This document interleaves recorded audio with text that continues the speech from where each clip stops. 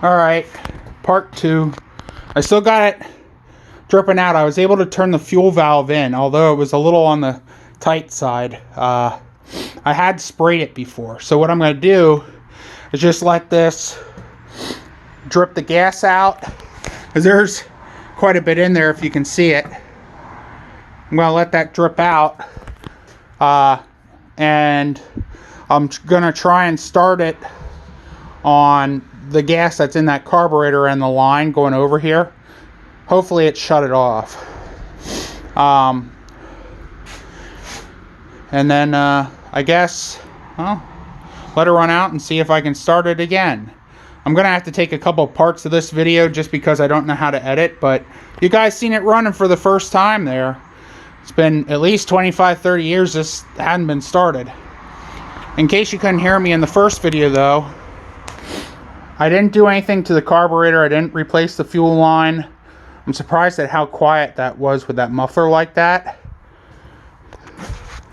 But I put fresh oil in it with a little bit of Marvel mystery oil. The gas tank was completely clean except for maybe just ever so slight amount up here towards the front of stuff there, which is just like that look like how could I say, like sediment or something from the gas just sitting there for all those years. But otherwise the tank was empty, and it probably, the stuff came up front because the tractor had flat tires in the front, and the back ones being in, because it was in a barn, you can see where it was in the ground there at the front tire. The back ones didn't sink in too much.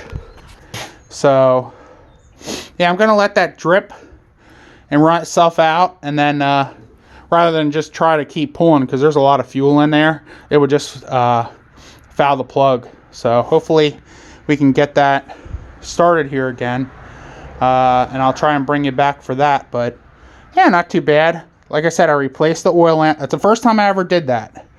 The oil was so thick when I was draining it, for sitting, I guess, for so long without being used. But yeah, so at least it ran. You got to see it running for the first time. That was really great. So hopefully, like I said, in the next part here, I'll be able to get it running and maybe run it dry of the gas that's in the carburetor. Hopefully that fuel shutoff is working, and that little bit of gas I put in can kind of slosh around in the bottom of the tank and clear that little bit of stuff up that was in there for so long. And in case you're wondering, all this stuff that's clean, that was just regular WD-40 I sprayed on.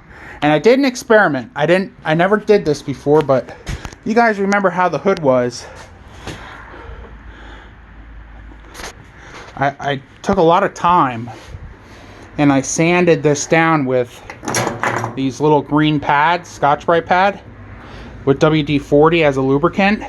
And I did a few times, and it really came out nice. I mean, granted, look how bad it was, but it was a lot worse than this.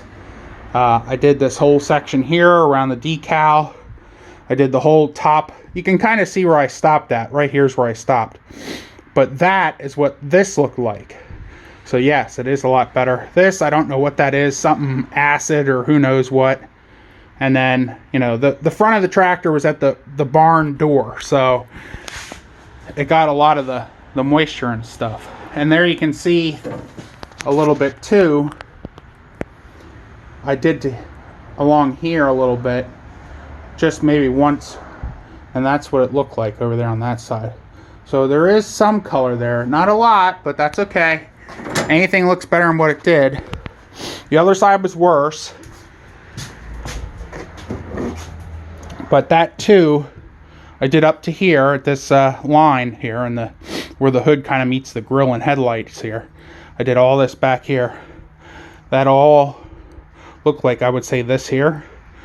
And I used WD-40 and that Scotch-Brite, and then to kind of try and smooth it off, again, I never did this before either, but I used like a 1000 grit wet dry sandpaper, again using the WD-40 here, and that even made it smoother yet. So it's not the greatest looking, you know, as you can tell. A lot of this is, but who knows, maybe it'll come out a little bit better. So yeah, I'll bring his back then to It's still dripping. There's quite a bit in there. I'm surprised it isn't leaking faster. But yeah, so all right, guys. Well, I'll let you go here. Just stay tuned for a part 3. I'll try and get it started here, hopefully, in that video, and run out of the gas that's in there. But it's gonna need carb work, which I figured. But I thought, hey, what the heck, you know? Try and see if it at least runs, and it did. So that's great. Glad to see that. So, all right, guys. See you later. Thanks for watching.